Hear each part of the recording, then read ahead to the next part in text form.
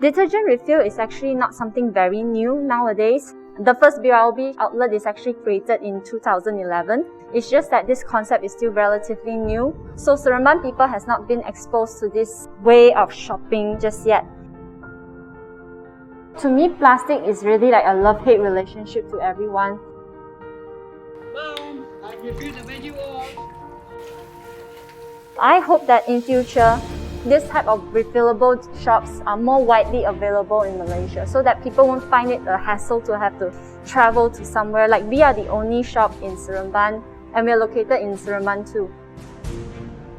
So maybe some people from Senawang or some people from Lombao might find it very difficult to come here as we cannot provide online delivery services like other merchants.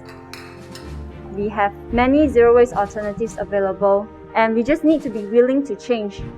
I always plan my journey once every month. So we will prepare our bottles and we will go and get our monthly supplies of detergent from BYOB outlets as well.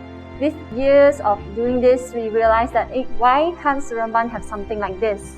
Yeah, I really hope that we can see more in Malaysia one day. Refilling is easy. We don't need a handful of people doing zero waste perfectly. We need millions of them doing it imperfectly. Refill today.